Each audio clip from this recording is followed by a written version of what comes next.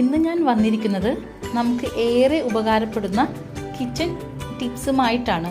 നാം വീട്ടിൽ സാധാരണയായി ഇഞ്ചി, ഏലക്കായ, വെളുത്തുള്ളി, ശർക്കര, ഉള്ളി ഇതൊക്കെ ചതയ്ക്കുവാനായിട്ട് നാം യൂസ് ചെയ്യുന്നത് ഈ ഒരു കല്ലാണ് അല്ലേ.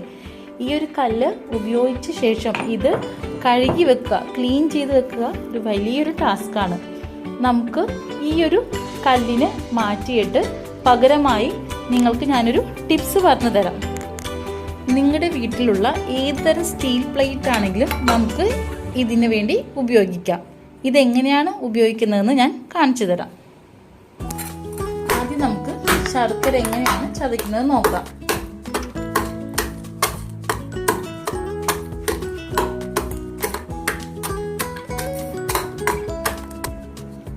നോക്കൂ, നന്നായിട്ടിത് പൊടിഞ്ഞിട്ടുണ്ട്.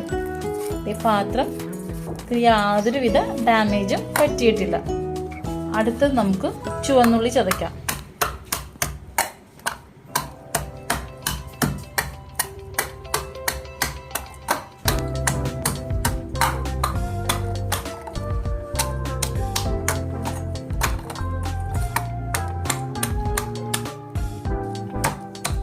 നോക്കൂ, നന്നായി ചതഞ്ഞ് കിട്ടിയിട്ടുണ്ട് കേട്ടോ.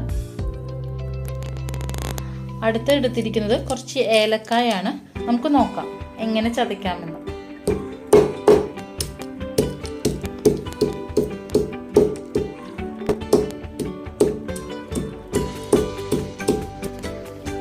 ഏലക്കായ ഇതാ ചതച്ചെടുത്തിട്ടുണ്ട് കേട്ടോ. നമുക്കിനി ഇഞ്ചി ചതയ്ക്കാം.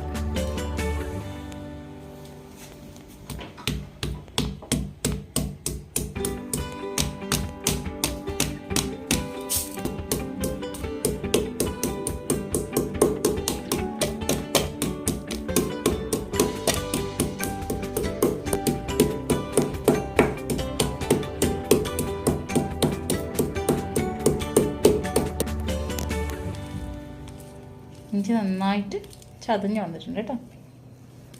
ഇതുപോലെ പച്ചമുളകും വെളുത്തുള്ളി ഇതൊക്കെ നിങ്ങൾക്ക് ട്രൈ ചെയ്യാവുന്നതാണ്. ഞാൻ യൂസ് ചെയ്ത ഈ 2 പാത്രങ്ങളാണ്. നോക്കൂ, യാതൊരുവിധ ഡാമേജും ഈ 2 പാത്രത്തിനും സംഭവിച്ചിട്ടില്ല. അപ്പോൾ നിങ്ങൾ എന്തായാലും ട്രൈ ചെയ്ത്